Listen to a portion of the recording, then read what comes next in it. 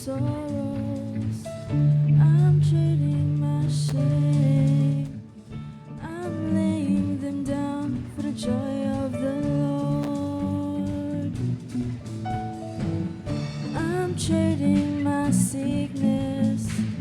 I'm trading my pain. I'm laying them down for the joy of the Lord. Sing yes, Lord, yes, Lord, yes, yes, Lord. Yes, Lord, yes, Lord, yes, yes, Lord. Yes, Lord, yes, Lord, yes, yes, Lord, amen. We sing yes, Lord, yes, Lord, yes, yes, Lord. Yes, Lord, yes, Lord, yes, yes, Lord. Yes, Lord, yes, Lord, yes, yes, Lord, amen. I'm pressed but not crushed, persecuted, not abandoned, struck down but not destroyed. I am blessed beyond the curse, for His promise will endure. The joy is gonna be my strength. Though my sorrow may last for the night, His joy comes with the morning. I'm trading my sorrows. I'm trading my shame. I'm laying them down for the joy of the Lord. I'm trading my sickness. I'm trading my pain. I'm laying them down for the joy of the Lord. We sing yes, Lord, yes, Lord, yes, yes, Lord. Yes, Lord, yes, Lord, yes, yes, Lord. Yes, Lord, yes, Lord, yes, yes, Lord, amen. We say yes, Lord, yes, Lord, yes, yes, Lord. Yes, Lord, yes, Lord, yes, yes, Lord. Yes, Lord, yes, Lord, yes, yes, Lord, amen. Yes, yes, Lord, amen. Yes, yes, Lord, amen.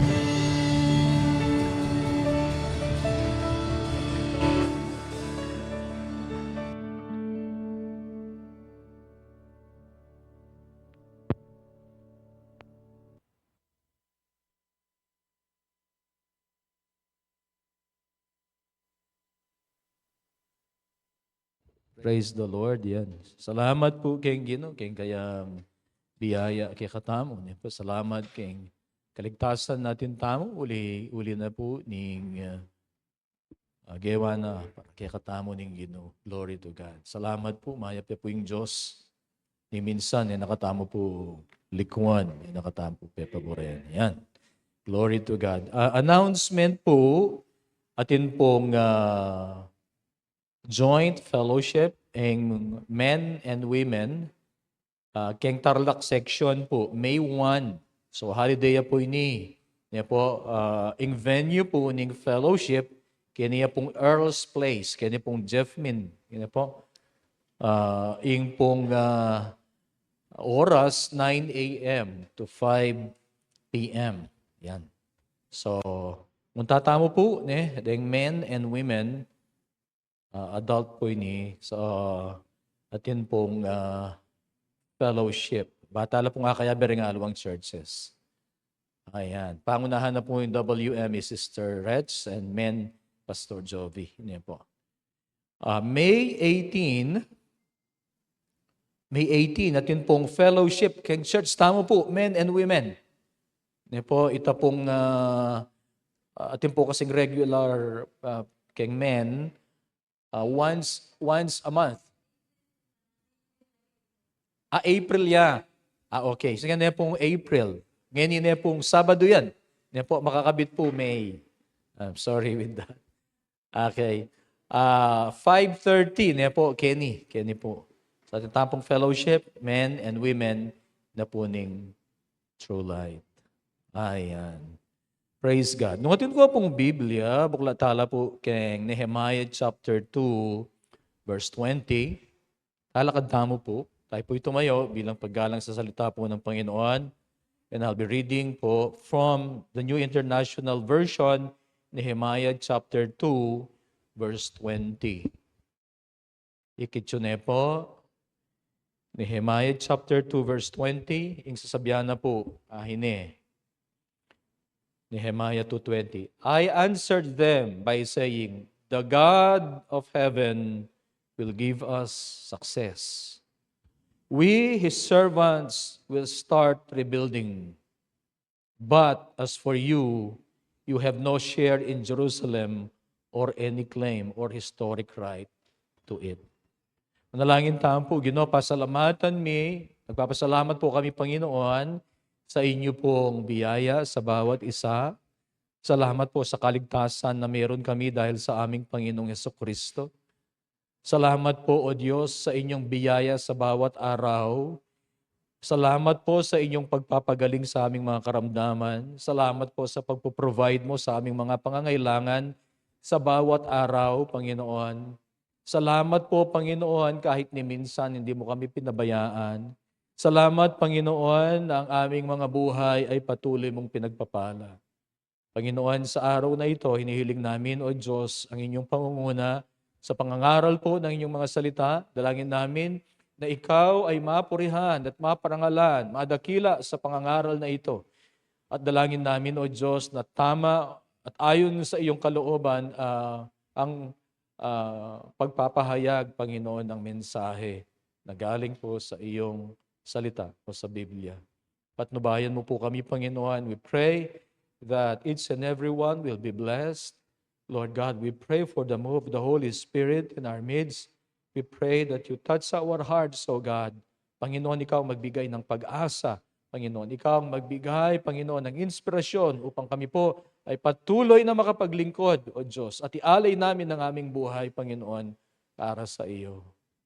Sa pagkakataon pong ito, meron pong prayer request, O Diyos, inihiling namin ang iyong pagpapagaling kay Adolfo Liwanag, Panginoon. Lord, magkakaroon po siya ng operasyon sa puso. Inihiling namin, O Diyos, na ikaw ang manguna, O Diyos, sa mga doktor, magbigay ng kakayahan sa mga hahawak po sa operasyon. And we pray, Lord God, sa matagumpay na operasyon, Panginoon. Ultimately, ikaw, O Diyos, ang nagpapagaling. Kaya kami, O Diyos, ay umaasa sa iyo. Ginagamit mo po ang instrumento, ang mga doktor upang pagalingin, O Diyos, ang mga mayroong kahilingan. Sa pangalan po ng aming Panginoong Jesus, O Diyos, ikaw ang magpagaling sa taong ito. Kay Adolfo Liwanag, Panginoon, ang sabi ng iyong mga salita, O Diyos, ikaw ang Diyos nagpapagaling sa aming mga karamdaman. Ipuin mo ang kanyang katawan, Panginoon, sa pangalan ng aming Panginoong Jesus.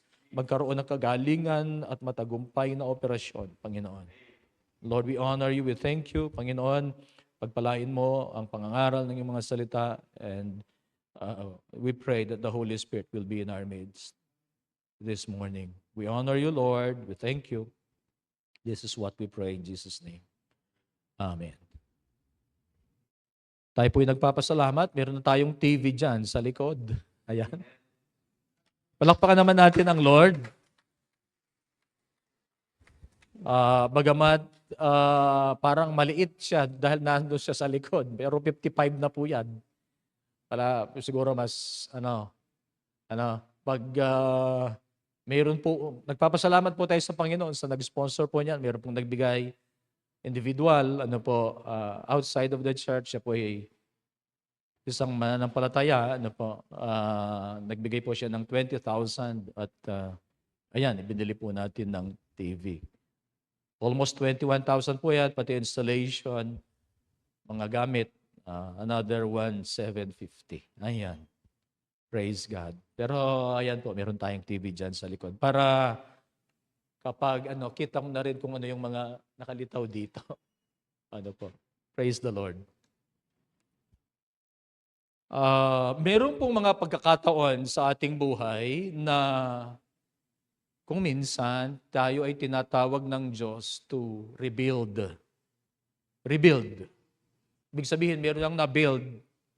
In this case, dito po sa kay Nehemiah, ang nasa po niya ay magkaroon ng rebuilding ng walls. Mayroong mga pagkakataon sa buhay po natin that God calls us to rebuild our lives, to rebuild our families, to rebuild our ministries, or even churches. Ano po? Ibig sabihin, mayroong dapat na i-correct, ayusin sa ating buhay o kaya sa ating pamilya, sa mga ministries or even churches. Ano po? And when a person or an organization will rebuild, the rebuilding must be done according to the blueprints God has shown. Siyempre, dapat magre-rebuild ka kung dati ay ang iyong pag-build ay hindi ayon sa kagustuhan ng Panginoon. Na kung magre-rebuild ka, it must be done according to the blueprints God has shown. Para ang rebuilding mo ay hindi mawalang bisa o kaya para iyan ay maging maayos. Kaya ka nga nagre-rebuild. Di ba? Ang sabi po doon sa Hebrews chapter 8 verse 5, see to it that you make everything according to the pattern shown to you on the mountain. Kino-quote po nito ang salita ng Diyos na ibinigay po kay Moses.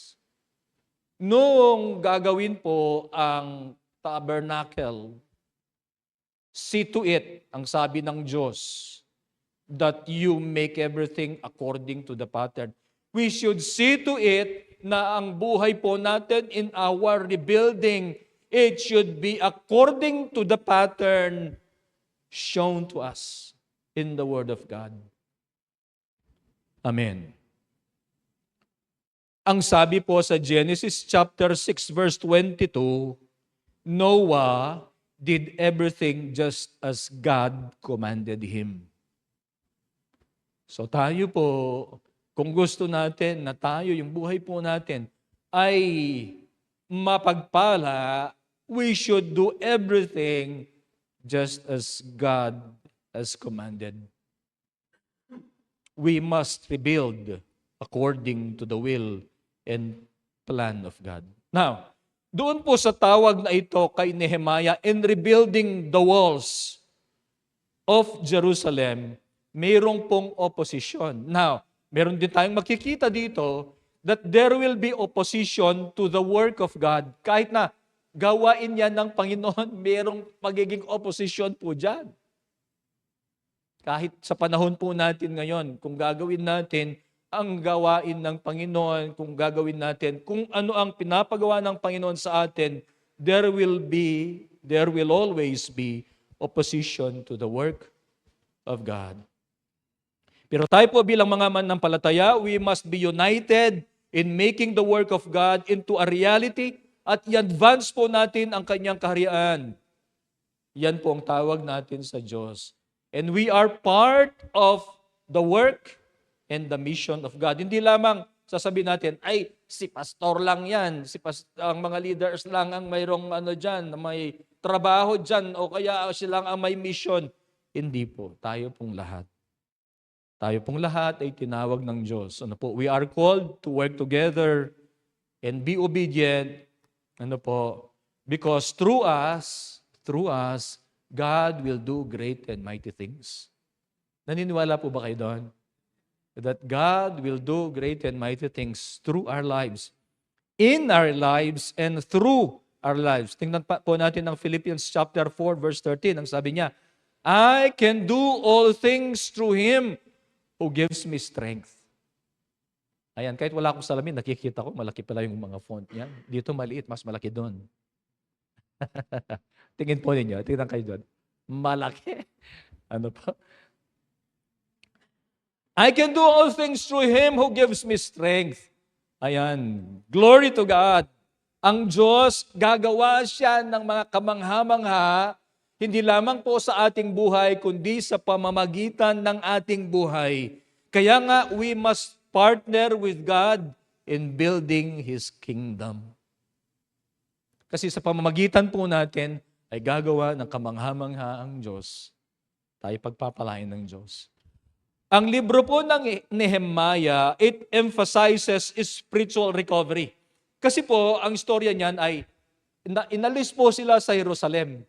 At ngayon ay ipopopulate po nila, kumbaga babalik po sila doon. No, inalis yung mga tao po doon.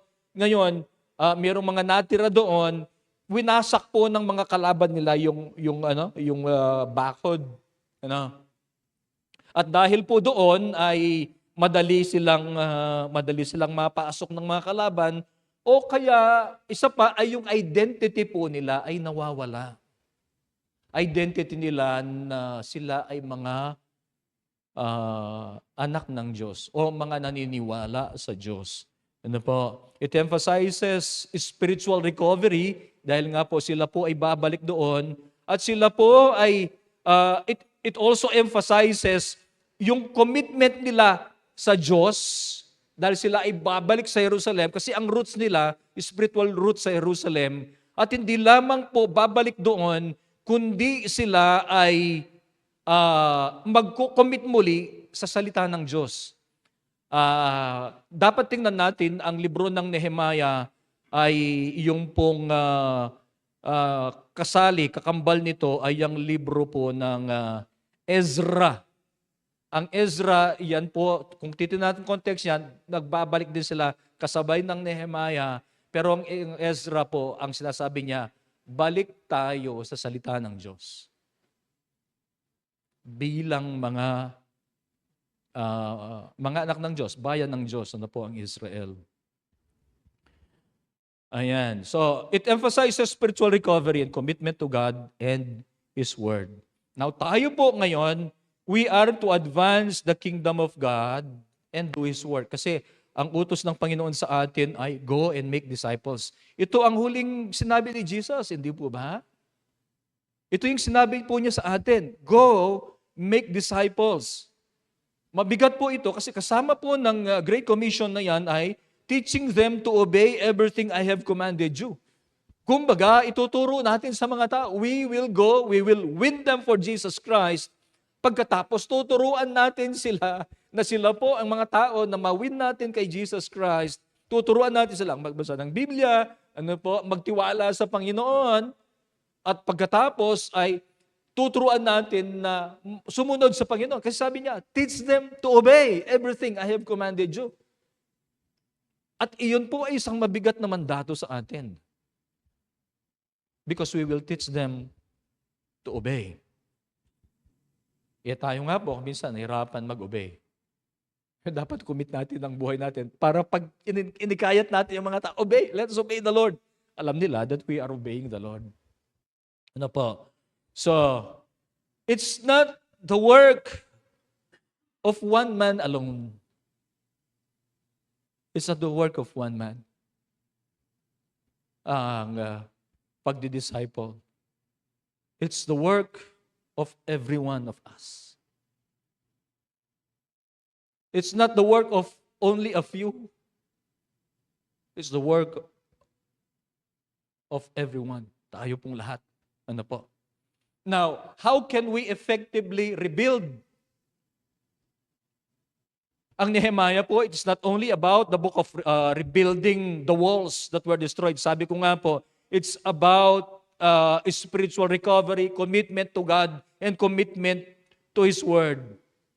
It's also about their identity as a nation, as a people na naniniwala sa Diyos upang ang identity na yon ay maibalik po nila that they are a people of God who worships God in spirit and in truth.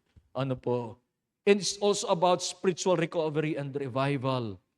Kung makikita po natin yung Ezra, alam po ninyo, binasa nila ang salita ng Diyos, nakikinig yung mga tao. Baliktad doon yung nagpipreach, yun yung nakaupo. Yung tao, yung mga nakatayo. Gusto po ninyo yun? Ako dito nakaupo, tapos kayo nakatayo. Matagal magbasa tapos binabasa lang.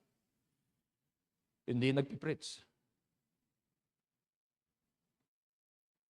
There's power in the Word of God. Po.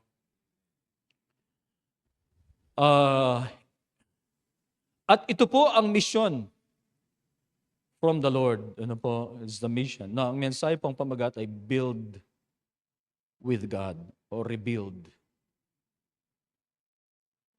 Ang verse po, ganitong sinasabi niya, I answered them, I'm reading po, Nehemiah 2:20.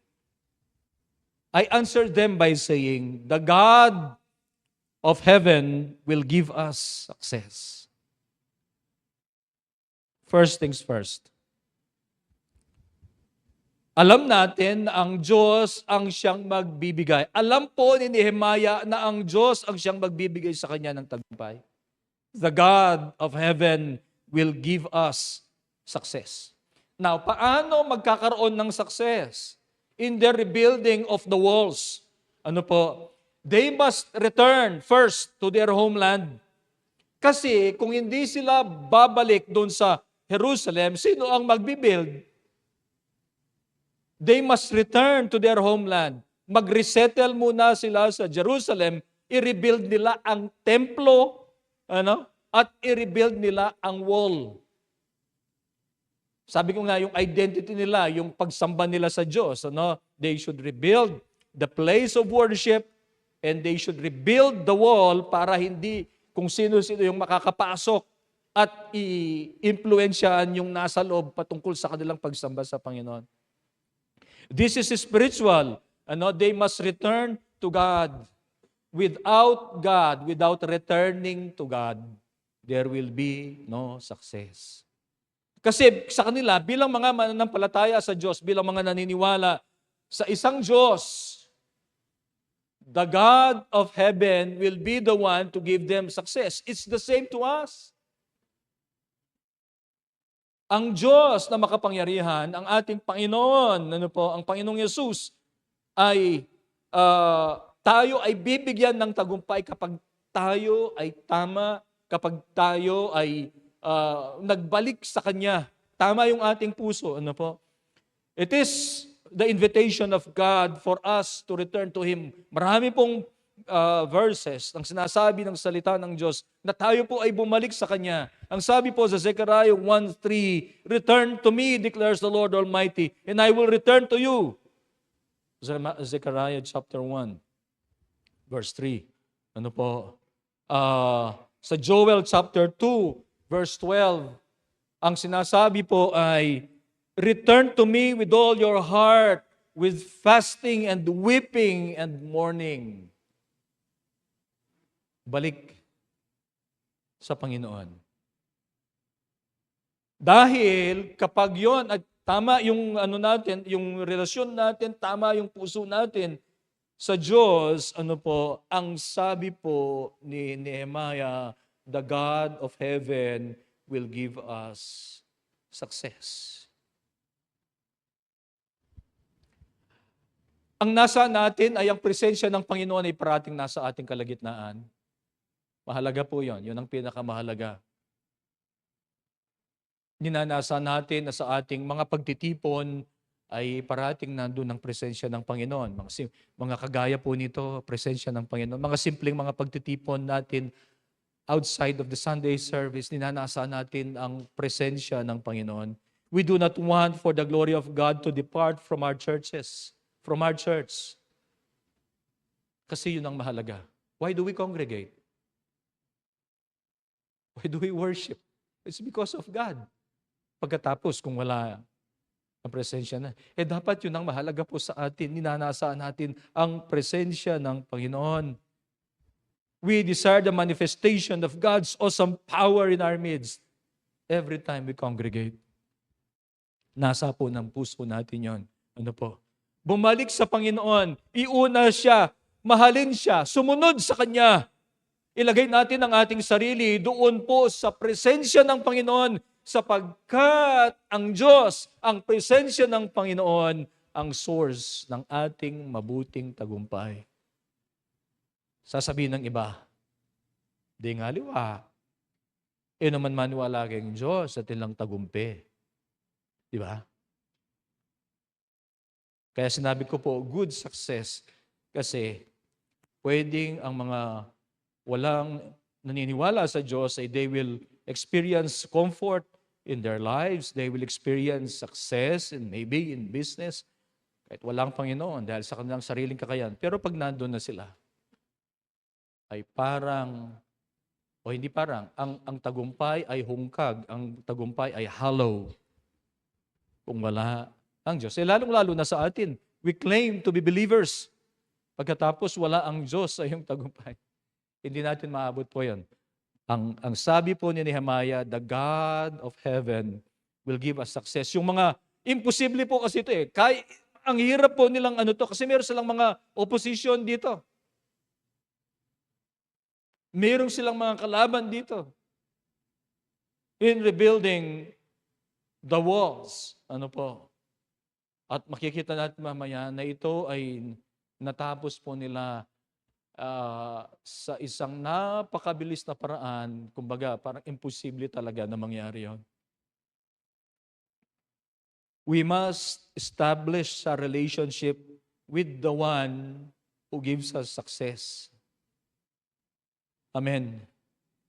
Kung tayo po ay nagbibuild doon sa mali, wrong foundation, wrong stuff, kung hindi natin bibigyan ng priority ang ating relasyon sa Panginoon, then sino ang magbibigay ng tagumpay sa atin? Ang sabi ni Nehemiah, the God of heaven will give us success. So para maranasan natin yan, we should return to God, put Him first, love Him, obey Him, and desire the presence of God always in our congregation, in our lives, in our personal lives, ninanasa natin ang presensya ng Diyos. Kumbaga, lahat-lahat sa atin ng Panginoon. Amen po ba? We, His servants, will start rebuilding. Ang sabi niya, we, His servants. Makikita po natin doon yung commitment to the work of God. Ito po kasi ang tawag ni Nehemiah. Makikita natin yan na sa chapter 1. Merong ibinalita sa kanya, sabi niya, they said to me, I'm reading verse 3 sa chapter 1, they said to me, those who survived the exile and are back in the province are in great trouble and disgrace. Yun ang kalagayan ng Jerusalem. They are in great trouble and distress. The wall of Jerusalem is broken down, and its gates have been burned with fire. When I heard these things, I sat down and wept. For some days I mourned and fasted and prayed before the God of heaven. Then I said, ito po yung kanyang prayer, Lord, the God of heaven, the great and awesome God who keeps His covenant of love with those who love Him and keep His commandments, let your ear be attentive and your eyes open to hear the prayer of your servant is praying before you day and night for your servants, the people of Israel. I confess the sins we Israelites, including myself and my father's family, have committed against you. We have acted very wickedly toward you. We have not obeyed the commands, decrees, and laws you gave your servant Moses. So mahaba yung prayer niya, no?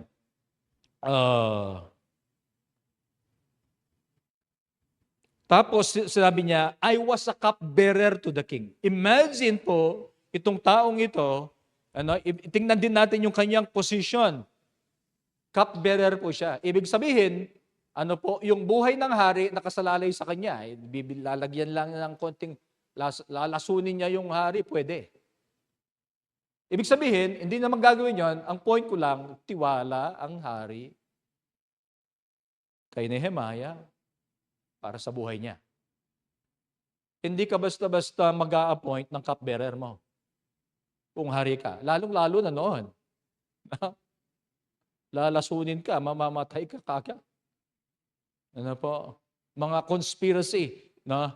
Dito, kahit may conspiracy dyan, pagdating sa kanya, siya yung may hawak nun. Pag sabi niya ayaw niyang, mayroong mga conspiracy na patayin yung hari, pag nandun na sa kanya, tapat siya sa hari, wala yan.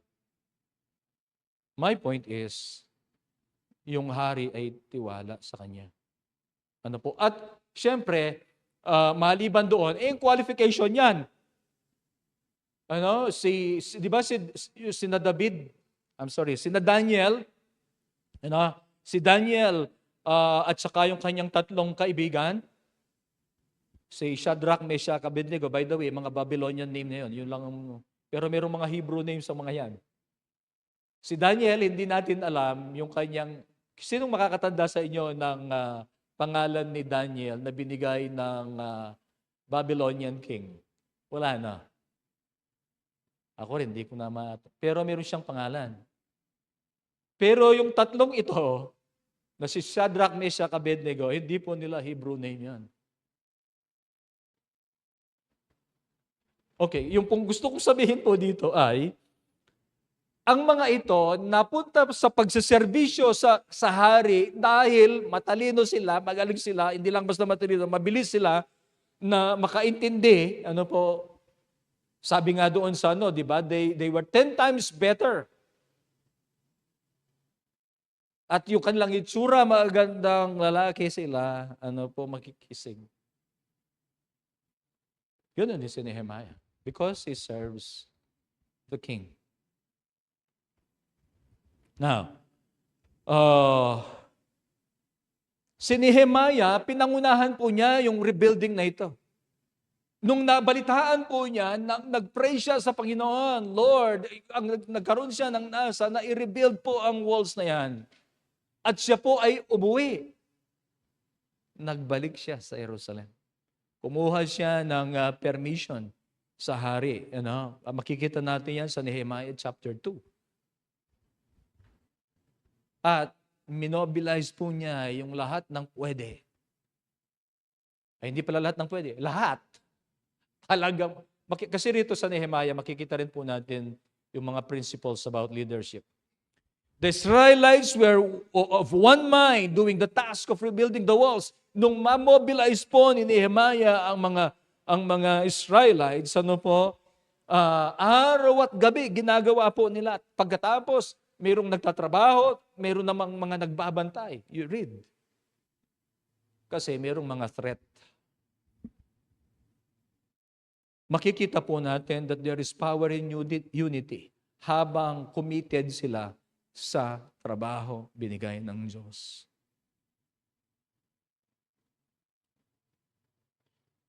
Yung pong Tower of Babel, so I think it's in Genesis chapter 11.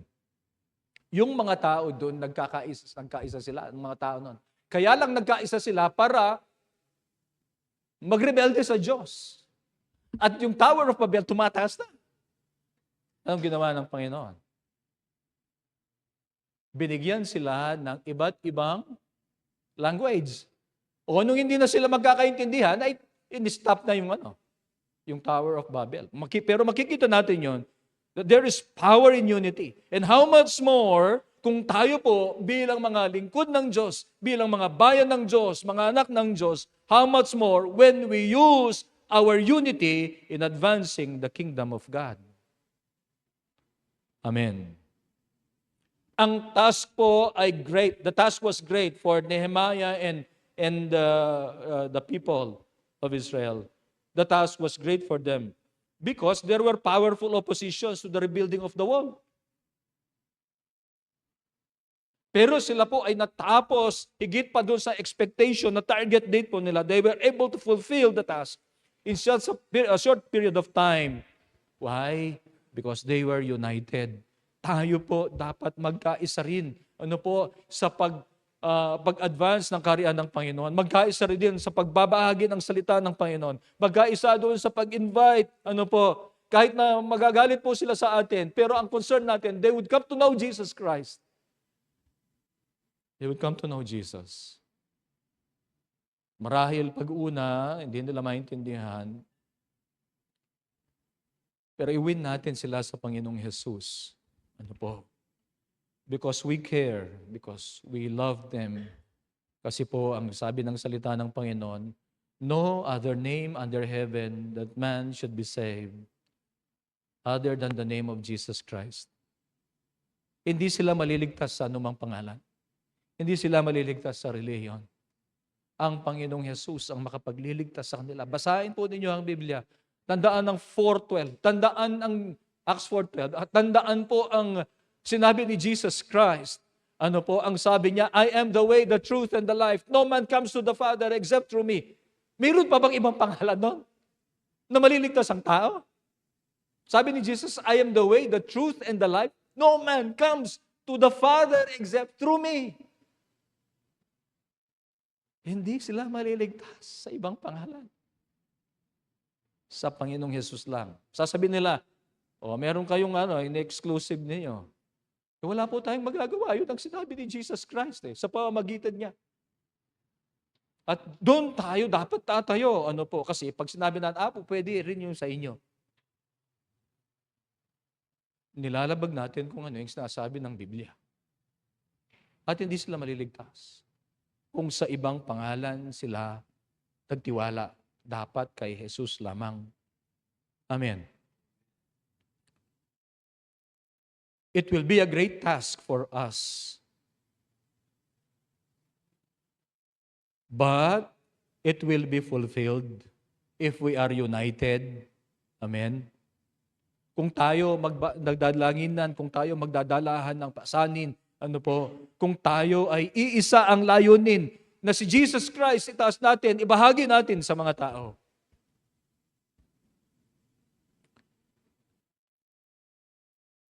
Balikan natin sa Nehemiah, sabi niya, we, His servants, will start rebuilding. So, kanina, binigay natin yung work, rebuilding. Pero tingnan natin ngayon yung servants. We, His servants, ang sabi niya. Yun ang identity po nila. Their identity was, they were servants of God. They are the people of God. Kapag alam po natin kung sino tayo, kung ano ang kalagayan natin sa harapan ng Diyos, we know that we are the people of God. We are God's children.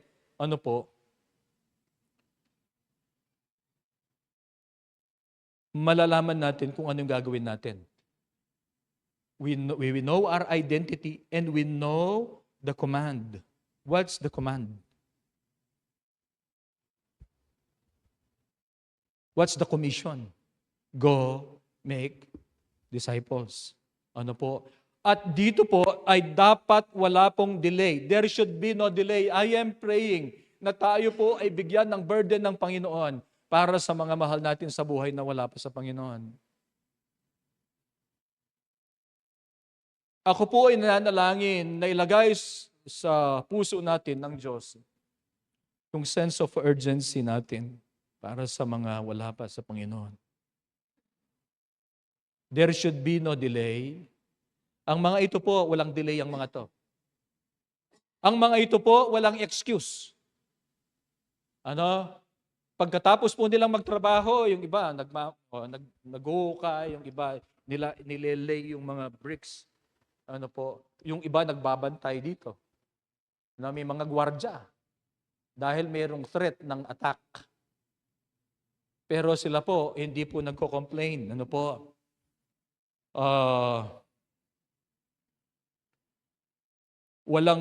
Hindi nila dinelay ang tawag ng Panginoon. Walang mga excuses, no hesitation in their service to God. Tayo po, dito po sa tawag ng Panginoon sa atin, meron kayang excuses? Meron kayang hesitation on our part? O kaya meron kayang delay? Huwag nating i-delay because we do not know what will happen between now and then. Hindi natin alam kung hanggang kailan ang buhay po nila. Hindi rin natin alam kung hanggang kailan ang buhay po natin. Hindi ba?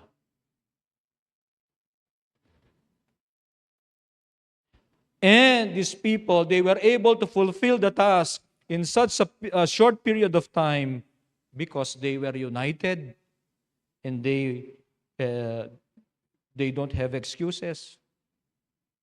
Wala silang mga excuses, walang hesitation in their service to God. we should be committed to the work of the Lord. Amen. Yung tawag natin sa Panginoon, we should be committed. Huwag nating pabayaan. Ano po? Pero kasama po, halimbawa, kasi tanong po, meron pa bang ibang way? Halimbawa, institution, meron pa bang iba na kung saan ay pwede tayong maglingkod sa Diyos maliban sa church? Hindi ba sa church?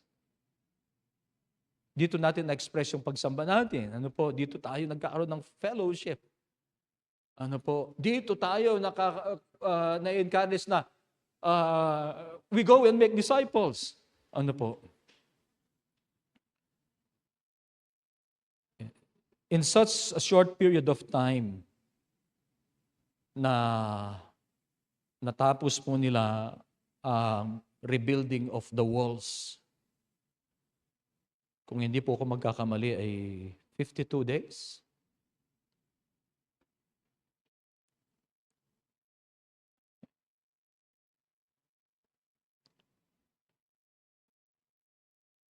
At ang binakuran po nila ay isang malaking syudad.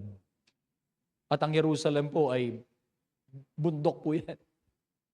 Bundok ang Jerusalem.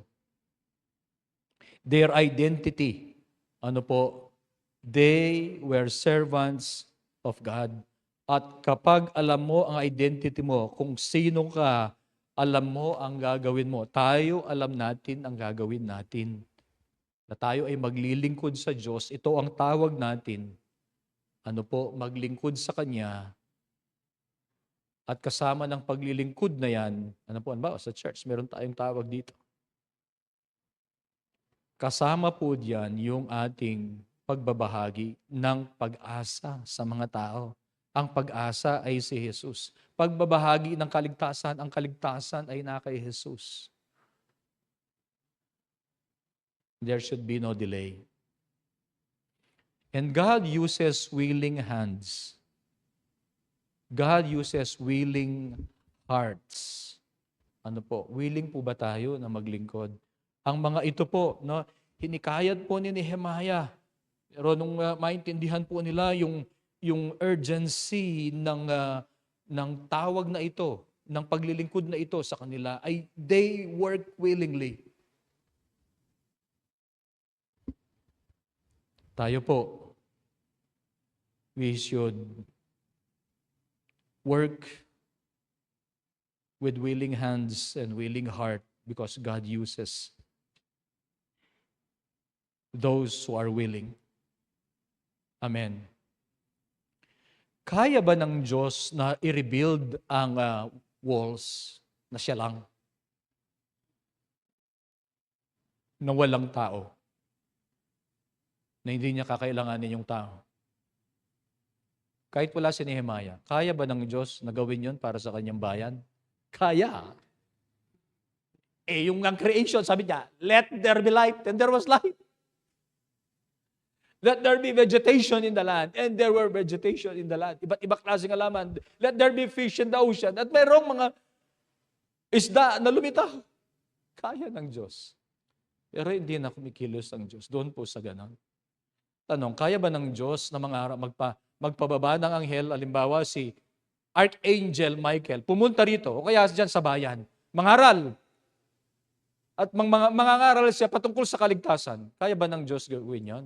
Kaya, pag sinabi ng anghel na yon, mag-attend kayo sa True Light Assembly of God. Mag-attend ba? Mag-attend sila. Sigurado yon. Pero hindi ang mga anghel, ang mga ngaral, nakalooban ng Diyos ang mga ngaral.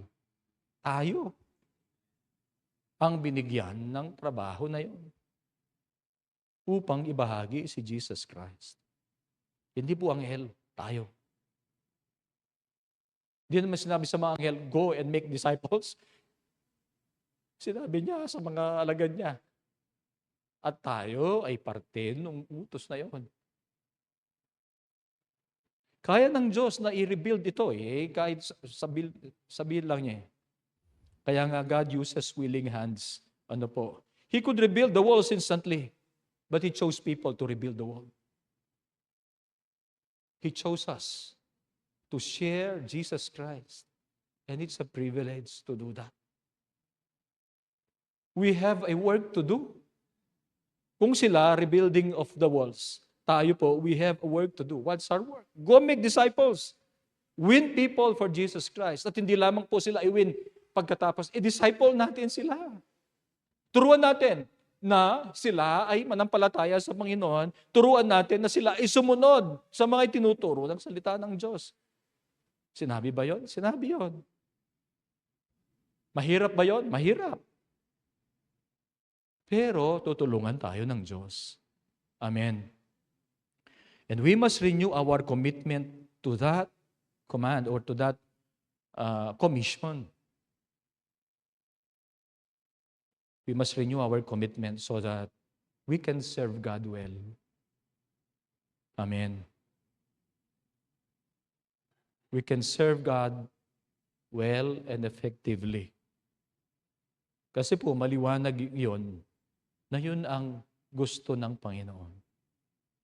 That we go and make disciples of all nations. Ang obedience po ay ngayon, hindi po bukas. Amen. Obedience is now. We cannot wait for perfect conditions to start serving. Ang mga ito, si Nehemiah, nag-start ba sila ng pagkausapin ko muna yung mga oposisyon? Kausapin ko muna eh. Hindi nila tinatantanan eh. Kailangan nilang i-build. Hindi tinatantanan ng kalaban, ng oposisyon. Ano po? Tinatawanan sila, ay, lumabas siya mo kaya ng aso. Bitwag yan. Talakad dyan. Sabi na po. Minamaliit nila ang gawain.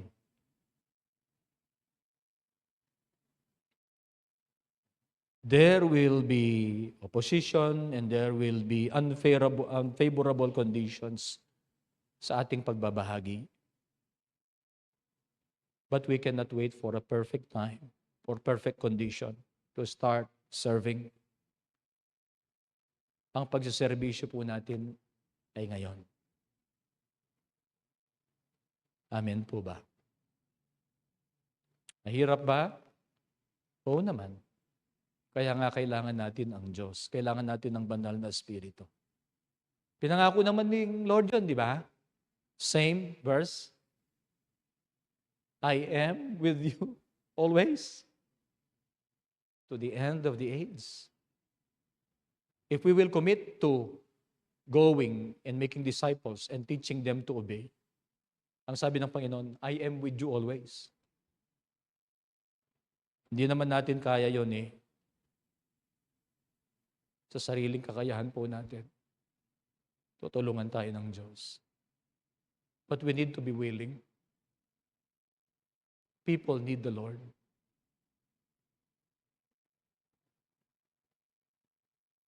Sana bigyan tayo ng Panginoon. Ako rin po, panalangin ko, nabigyan na tayo ng burden ng Panginoon para sa mga kaluluwa. Lalong-lalo na sa mga mahal po natin sa buhay. Huwag nating ipagwalang bahala ang ibinili ng Panginoon na ito. Pangatlo po, work to advance God's cause. Ito po ay cause ng Panginoon. Ito po ay kalooban ng Panginoon para sa mga Israel. We, His servants, will start rebuilding, but as for you, you have no share in Jerusalem or any claim or historic right to it. Rebuilding, it implies work. We have a work to do. And our work is to build, not to destroy. Tayo tinatawag ng Panginoon to go make disciples, meaning we are to build lives, build people in their faith in Jesus Christ. And it takes time to build, hindi po ba? Tagal yan. Halimbawa, kung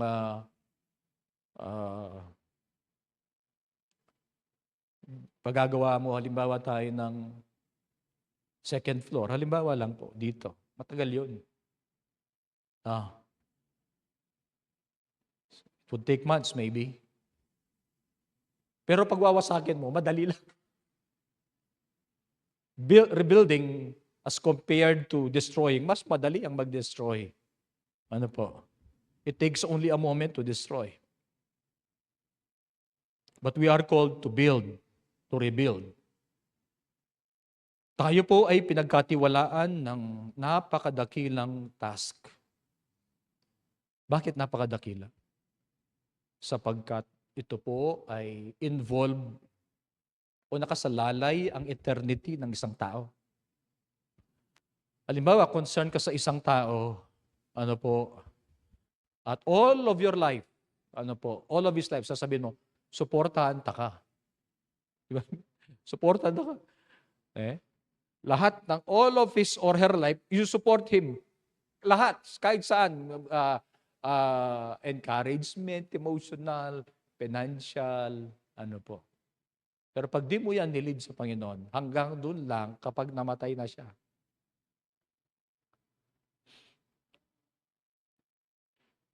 Paano yung eternity niya? We have a great task because it involves eternity. Ano yung task na yan? It is to share Jesus so that people will find salvation and hope. Dito pa lang po ay meron ng pakinabang yan. Merong pag-asa sa buhay na ito at pag-asa sa buhay pagkatapos pa nito. Binibigay po ng Panginoong Jesus. Amen. Outside of God, there is hopelessness. What is the hope of a person? Ano po, let's say, a young person, a young man, ano po, meron siyang pamilya, budding family. Ano po, he has a budding family, he has a young family with budding and promising career. And looking forward to the future na, ganito yung aking mangyayari sa buhay ko. Ganito, pag edad ko ng ganito yung status namin, ganito yung mga anak ko, etc., etc. Then, sumakit ang tiyan niya. Nagpa-check up, sasabihin, you only have 3 months to live. Saan niya huhugutin ng pag-asa niya? Kung wala siya sa Diyos. What is the hope for a person who faced tragedy?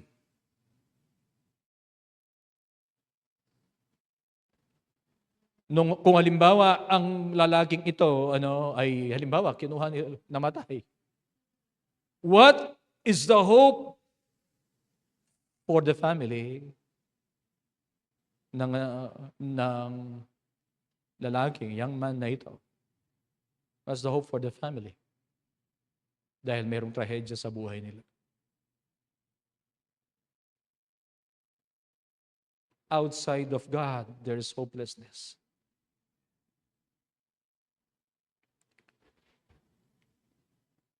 Pero kung merong nandun ang Diyos, there is hope of kaya ng Diyos na pagalingin. Pero pag nandyan ang Diyos, they will still look forward that hindi sila pababayaan, hindi sila iwan ng Panginoon. Mayroong pag-asa. Hindi po ba? Nangahawakan sa pangako ng Panginoon. And all of us have different struggles and problems. And outside of this faith, still people have different struggles and problems. They need the message of God's love and salvation. Para may angkla sila sa Diyos. At alam po ninyo yun. Alam natin ang mensaheng yun.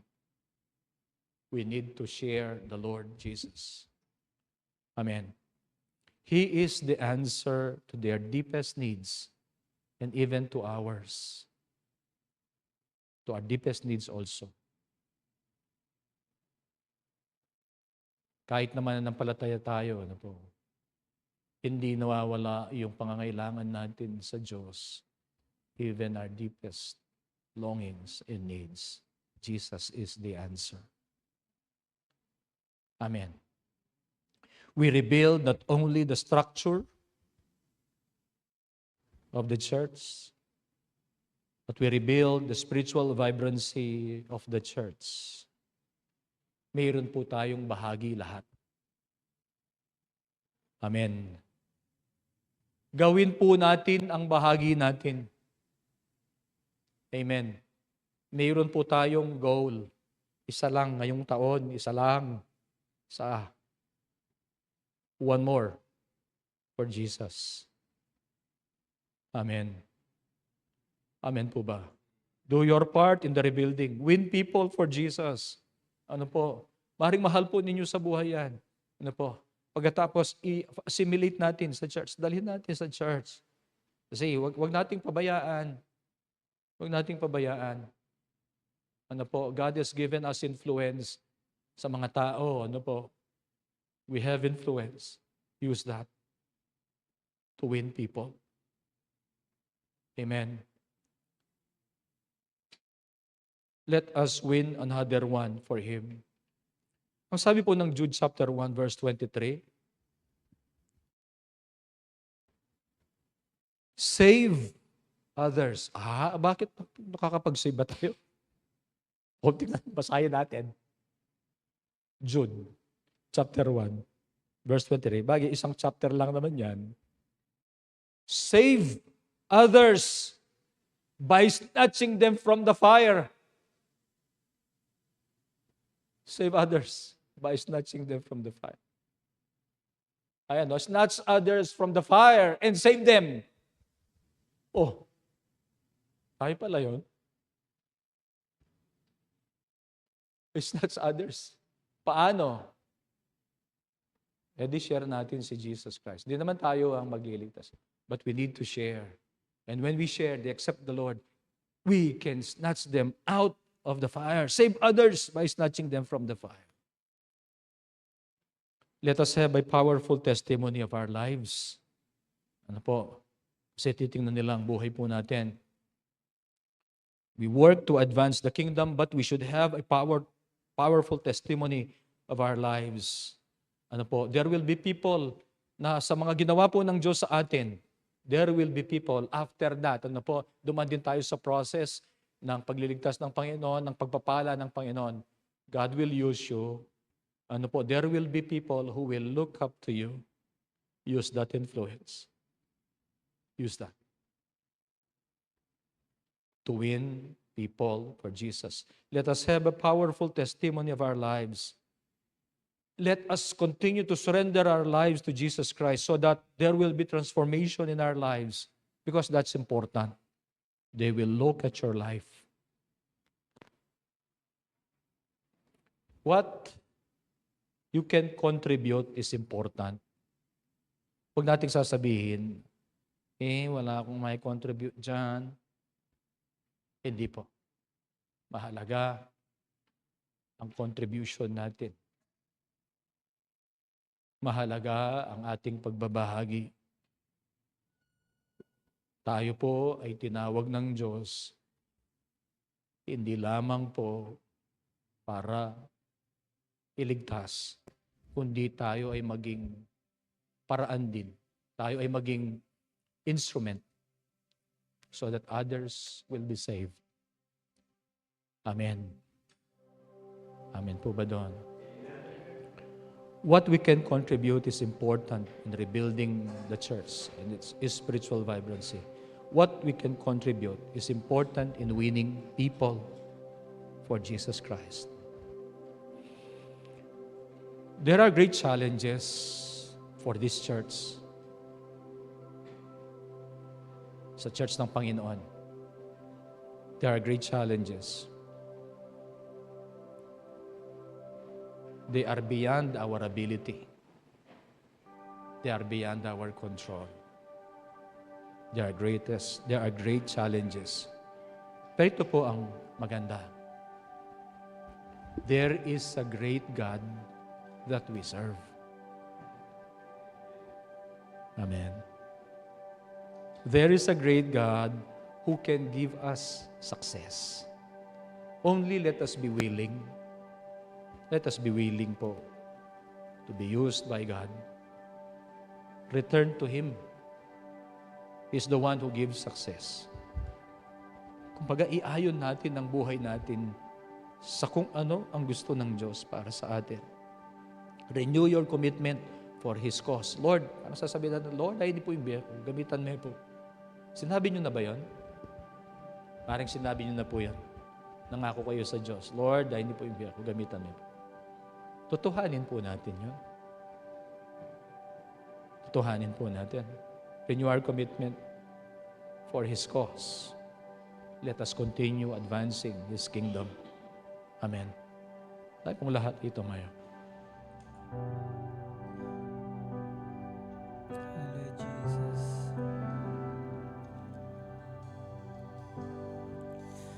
Worthy of every song we could ever sing.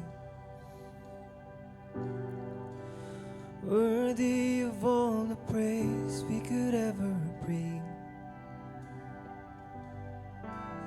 Worthy of every breath we could ever breathe. We live for you. We live for you.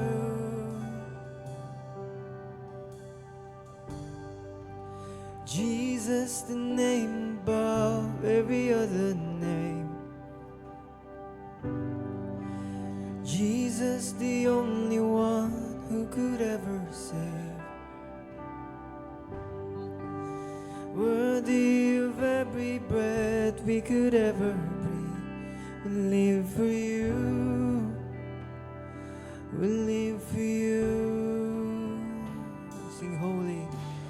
Holy, there is no one like you. There is none beside you.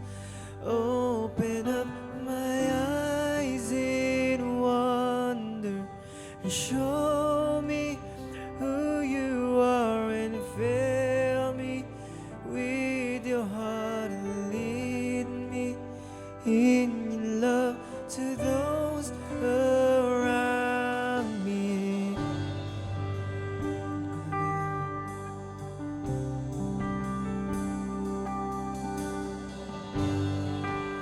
Jesus, the name above every other name.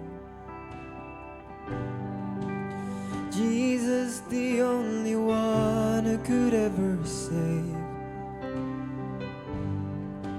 You're worthy of every breath we could ever breathe. We live for you. Oh, we live for you. We live for you. Sing holy, holy. There is no one like you. There's none beside you. Open up my eyes in wonder. Show me who you are and veil me with your heart and lead me in your love to those around me. Sing holy, holy. There is no one like you beside you. Open up my eyes in wonder. Show me who you are and fill me with your heart and lead me in your love to those around me. Yes, Lord. Hallelujah. Those around me, Jesus. Hallelujah. Hallelujah. Hallelujah. I will build Amen. my life upon your love. It is a firm foundation. I will put my trust in you alone, and I will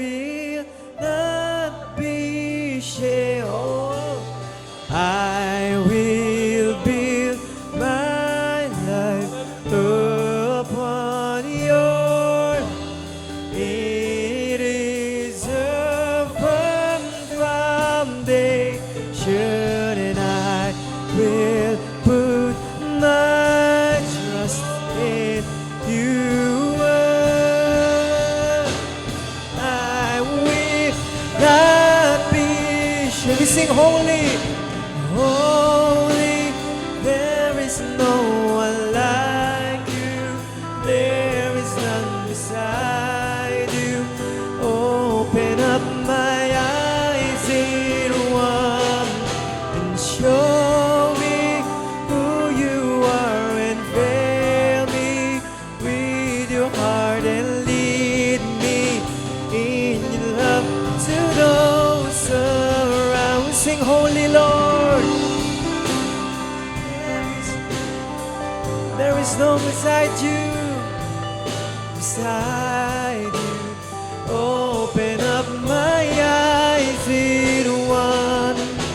Show me who you are and fill me with your heart and lead in your love to those around me. Yes, Lord.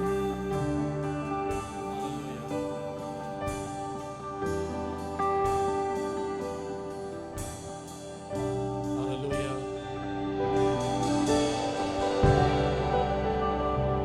Narito po ang buhay namin, Panginoon. Gamitin mo po. Salamat dahil sa iyo nagmumula tagumpay. Lord, we pray that we continue to commit our lives to the work of Jesus. Patuloy na lagay mo sa puso namin, Panginoon, ang pagmamahal una sa iyo at sa mga kaluluwa, Panginoon. Huwag naming ipagwalang bahala, Panginoon, ng kaligtasan ng iba. Bigyan mo kami ng burden. And Lord, we commit ourselves to the advancement of your kingdom.